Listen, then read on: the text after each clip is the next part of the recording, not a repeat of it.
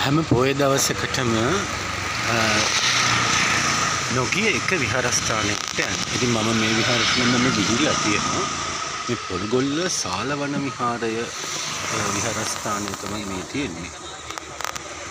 ඉතින් බිනරපුර පසළොස්වක පොය දවසේ මම මේක වැඩසටහනකට ගිහිල්ලා ඉවර වෙලා වෙලාවක් තියෙනකොට පුංචි විහාරයකට හරි මම වඳින්න යනවා. ඉතින් මේ තියෙන්නේ සාලවන විහාරස්ථානය. නෝම මෙතනින් යනකොට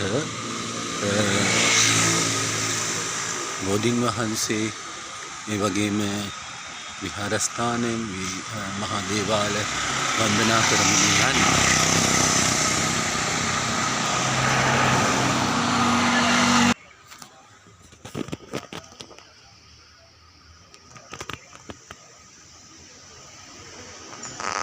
කටුගස්තොට ඉඳලා දිගන පොල්ගොල්ල මාර්ගයේ යනකොට පොල්ගොල්ල විවෘත විශ්වවිද්‍යාලයත් එක්ක විපුංචි විහාරය ඔයගලන්ට දකින්නට හම්බ වෙනවා.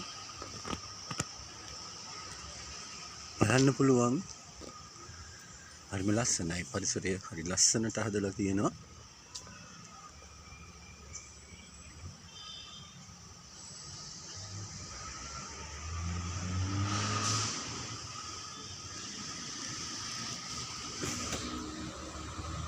සාල වනය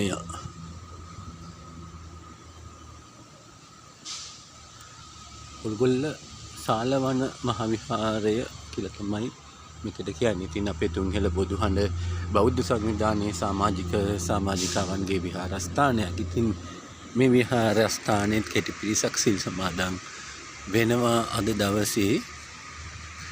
ඉතින් මට හිතුණා ඔය කට්ටියට පරිසරය පෙන්වන්න. හරි ලස්සනයි. හරිම සුන්දරනීයව උද්‍යානය ගොඩනගලා තියෙනවා මේ ආකාරයට.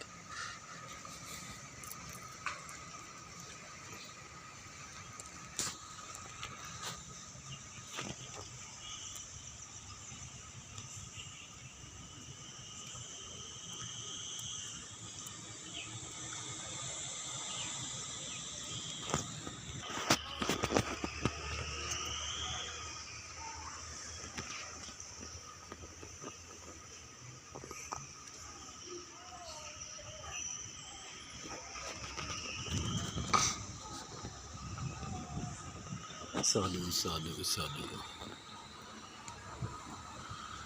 නමෝ තස්ස භගවතු රහතෝ සම්මා සම්බුද්දස්ස වම්මාතරද්ද ගසමු අම්බුබතු නතෝ සස්සහස්ස සතෝ තම්බු වගනම්හා සද්දතෝ වහෝසරබස්ස නමෝ තස්ස භගවතු අරහතෝ සම්මා සම්බුද්දස්ස සාදු.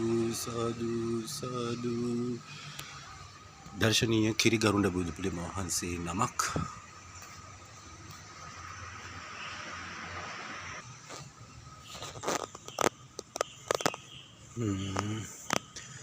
සාල වනය කිව්වට මට හිතෙන මේක කලංජක වනයේද කියලා. මොකද මේ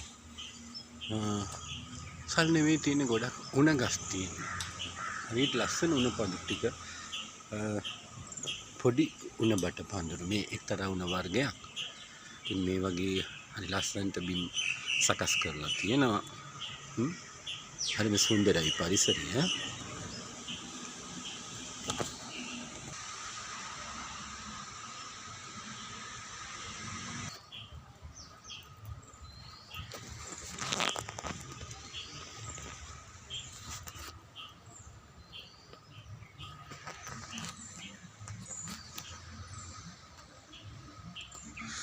හරිම සුන්දරයි, හරිම ලස්සනයි වටපිටාව.